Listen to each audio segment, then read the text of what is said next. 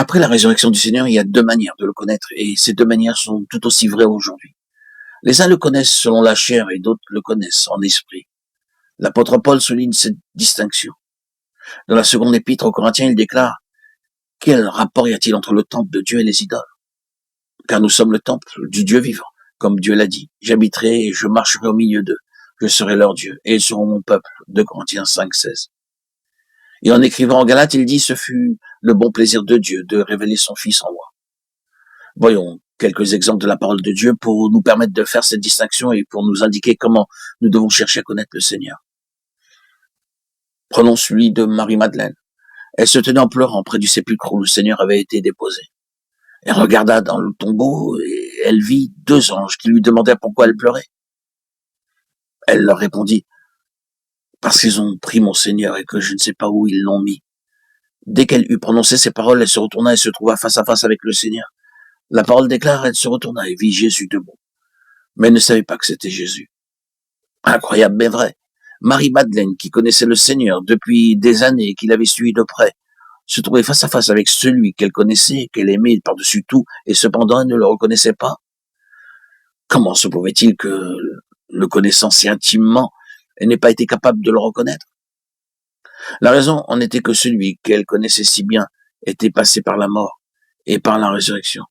Le corps naturel qui lui permettait de le connaître avec ses facultés naturelles était passé par la mort et avait été enseveli. Et celui qui, maintenant, se tenait devant elle, alors qu'il était toujours ce même Jésus, était maintenant le Seigneur ressuscité, qui ne pouvait être connu par aucun moyen naturel.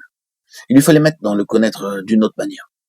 Le Jésus historique qu'elle était accoutumée à connaître en le regardant, en l'entendant et en le touchant était mort sur la croix du Calvaire. Et le Seigneur ressuscité ne pouvait plus être reconnu de cette façon. Il ne pouvait plus maintenant être connu selon la chair. Il pouvait seulement être connu dans l'esprit. Quand Marie-Madeleine continuait à le regarder avec tristesse, il lui dit: femme, pourquoi pleures-tu? Qui cherches-tu? Les yeux de Marie ne l'avaient pas reconnu. Maintenant, en entendant sa voix, elle se méprenait, pensant que c'était le jardinier. Elle lui dit: Seigneur, si c'est toi qui l'as emporté, dis-le-moi. Où tu l'as mis? Et je le prendrai. Autrefois, Marie se servait de ses yeux pour différencier Jésus des autres hommes. Ses yeux avaient-ils perdu de leur acuité? Elle avait utilisé ses oreilles pour distinguer sa voix parmi la multitude des autres voix. Son ouïe avait-elle perdu son efficacité d'autrefois? Non. Rien n'avait affecté ses yeux ni ses oreilles. Mais quelque chose était arrivé au Seigneur. Elle avait maintenant besoin de facultés spirituelles pour pouvoir le connaître d'une autre façon, toute nouvelle.